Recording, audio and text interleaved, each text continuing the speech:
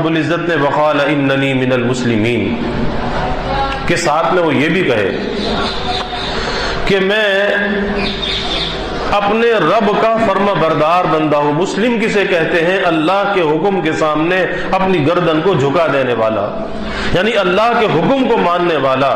یہ مسلم ہے کہ جب اللہ کا حکم آئے بس یہ اپنی گردن کو جھکا دے، اللہ کے حکم کو مان لے، تو یہ مسلم ہے.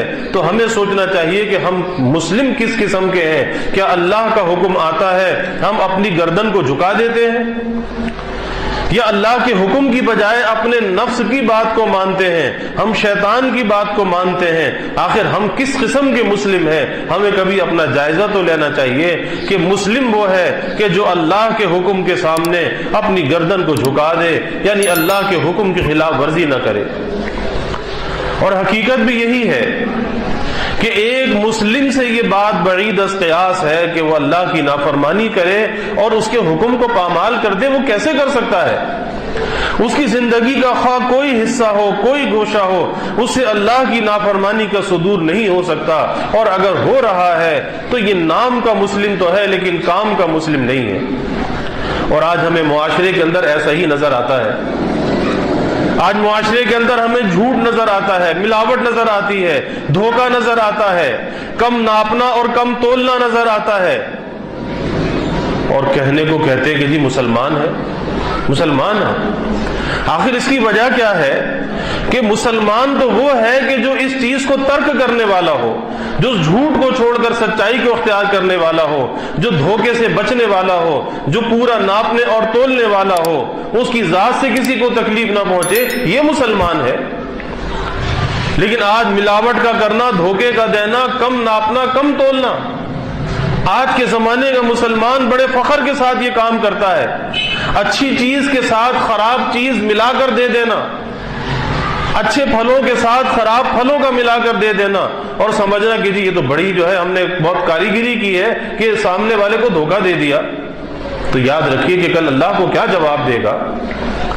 حدیث میں واقع آتا ہے کہ اللہ کے حبیب صلی اللہ علیہ وسلم بازار میں تشریف لے گئے. دیکھا کہ ایک صحابی اپنا اناج فروخت کر رہے ہیں، گندم کا ڈھیر لگا ہوا ہے.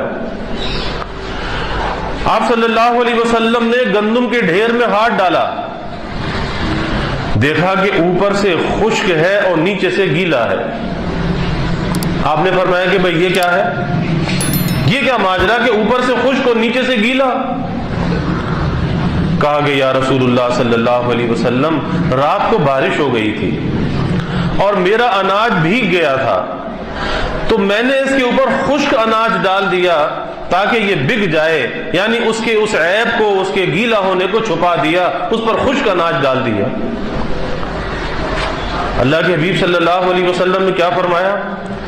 آج اگر کسی کا ملازم، کسی کا سیل مین یہ کام کرے تو مالک تعریف کرے گا، مالک کہے گا کہ واہ واہ تو تو بڑا قابل ہے، تو بڑی صلاحیت والا ہے کہ تو نے ایسی فنکاری کی، ایسا لوگوں کو دھوکہ دے دیا. تو مالک اپنے ملازم کی تعریف کرے گا. اور اگر کوئی اس چیز کے عیب کو ظاہر کر دے، مالک کہے گا کہ یہ تو بڑا بے وقوف ہے، اسے تو سیل مینی کرنا نہیں آتی، اسے مارکیٹنگ کا پتہ نہیں، سیلز کا پتہ نہیں. لیکن اللہ کے حبیب صلی اللہ علیہ وسلم کی نظر دنیا تک محدود نہیں تھی، اور یہی اپنی امت کو سبق دینا چاہتے تھے کہ تم اس دنیا کے اندر ہمیشہ کے لیے نہیں آئے، تمہاری منزل تو کچھ اور ہے، یہ دنیا تمہاری منزل نہیں ہے. اور جس نفع کو تم دھوکہ دے کر حاصل کرنا چاہتے ہو، ملاوٹ سے حاصل کرنا چاہتے ہو، کم ناپ کر کم تول کر حاصل کرنا چاہتے ہو، تو یہ نفع، یہ فائدہ تمہیں کوئی فائدہ دینے والا نہیں ہے، چونکہ سب کچھ دنیا میں رہ جائے گا. اور اس کو اس طرح سے جب تم حاصل کرو گے، اللہ کو ناراض کر کے حاصل کرو گے، اور جب اللہ کو ناراض کر کے یہ چیز حاصل کرو گے تو تمہارے لیے باعث برکت نہیں ہو سکتی، اس میں خیر نہیں ہوگی. اس لقمے کے اندر جانے کے بعد تم اللہ کی عبادت نہیں کر سکو گے، تمہاری دعائیں قبول نہیں ہوں گی، یہ لقمہ تمہارے لیے بجائے رحمت کے زحمت بن جائے گا. تو اللہ کے حبیب صلی اللہ علیہ وسلم کی نظر دنیا تک محدود نہیں تھی، آپ کی نظر آخرت پر تھی۔ اس لیے اللہ کے حبیب صلی اللہ علیہ وسلم نے فرمایا کہ جو لوگوں کو دھوکہ دے کر سودا بیچے، اپنی چیز کے عیب کو چھپا کر سودا بیچے، آپ نے فرمایا کہ وہ ہم میں سے نہیں ہے، فلیس منی، وہ ہم میں سے نہیں ہے۔ اب اندازہ لگائیے کہ کتنی سخت وعید آپ نے بیان فرما دی کہ وہ ہم میں سے نہیں ہے۔